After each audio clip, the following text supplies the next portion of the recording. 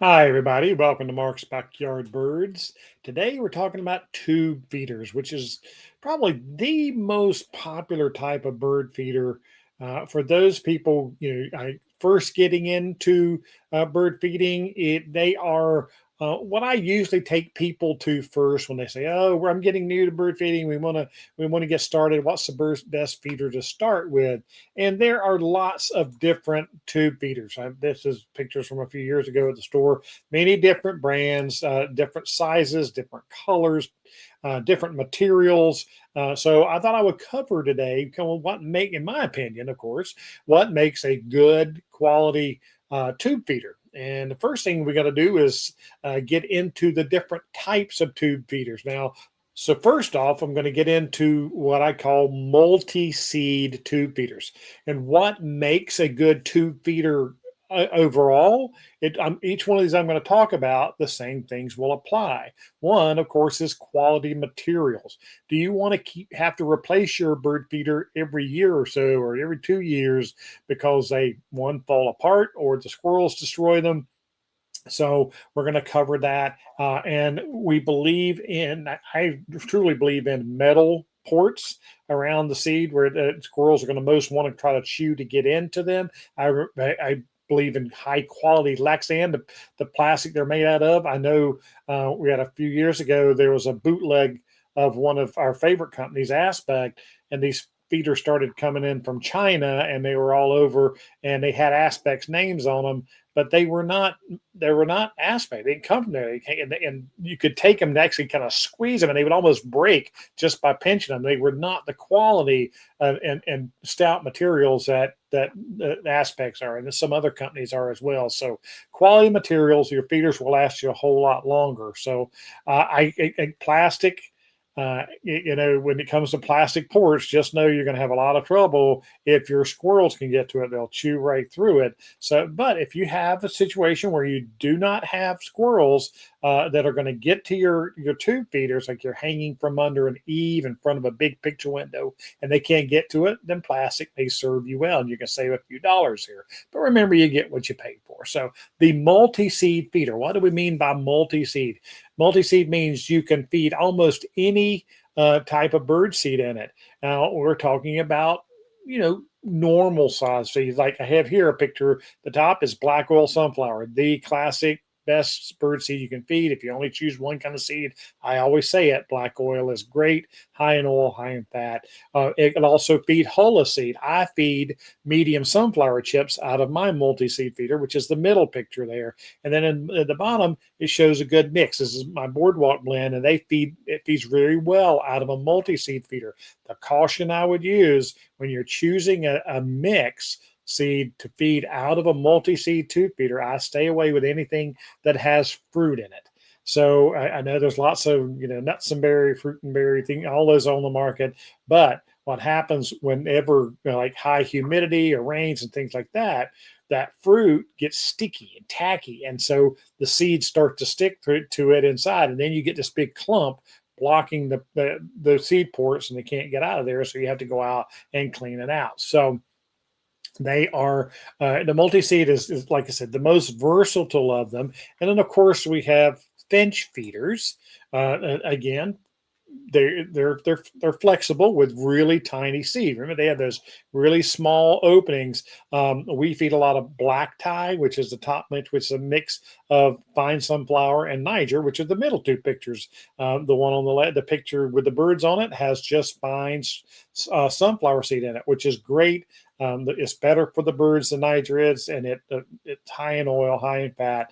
But squirrels love it. Just know the squirrels will try to chew into it, so it's really important to have baffles on your poles or hang from under your eave, places where the squirrels can't get to it.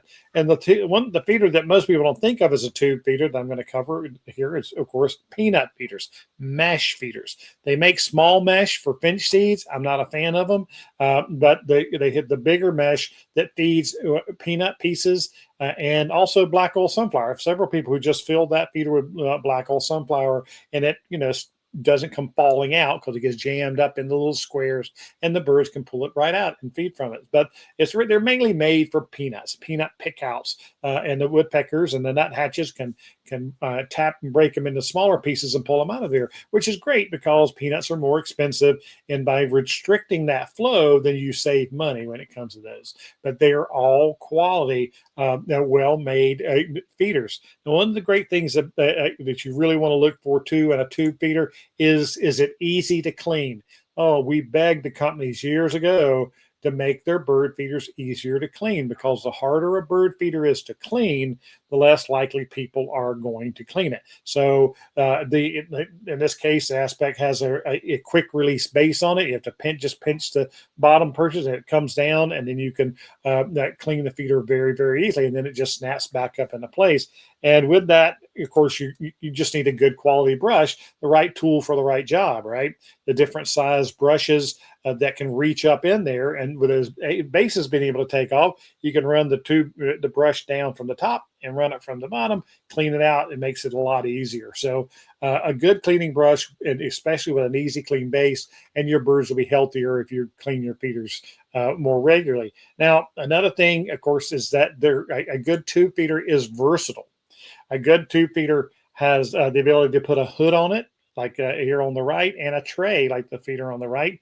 Those trays make them more appealing to like cardinals. A tube feeder with just a small perches, not as great for bigger birds like cardinals to land on. So, but that's part by design. They don't want to attract big birds on them. But if you want to add it to a good tube feeder, then a good tray on the bottom will help catch the seed and reduce the mess, and also they give places for blue jays and cardinals and some of the bigger birds to land. Plus, goldfinches and everybody else will have more feeding places there in the tray and feed from it as well. So the versatility of being able to add a tray on the feeder is really important to me. Whenever it comes, not all tube feeders can accept trays. They don't have the threaded bottoms, or they don't have places to screw the tray on. So keep that in mind when you're looking at tube feeders.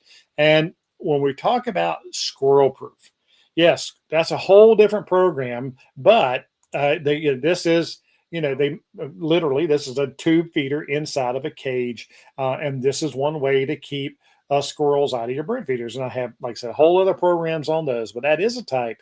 But again, back to this picture, putting them on a pole with a baffle, it keeps the squirrels and raccoons from being able to climb it and makes them very safe. Now, large birds, grackle, starlings, those guys, can land on tube feeders and clean them out and hog them. So a good example of what you can do is fit them with cages. This is on the left-hand side picture there. That is a tube feeder or aspect tube feeder inside of a cage that keeps the larger birds from being able to reach in there and get the seeds. So you can make tube feeders big bird proof, if you want, especially starling proof, what most of us are concerned with. So there's a lot of choices when it comes to tube feeders. The color, people ask me about that. The colors are to catch the bird feeder person, not the birds.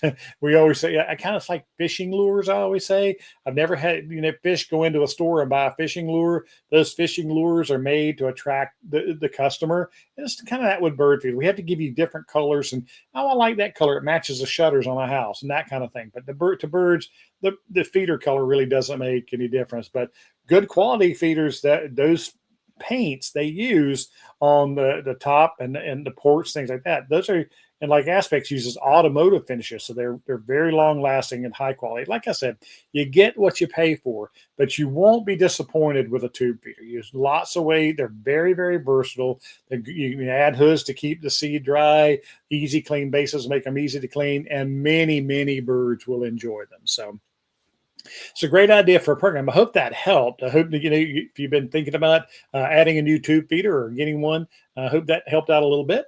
If you would, please send in ideas for future programs and give us a like. If you would share that program with friends and family. And until next time, let's talk birds.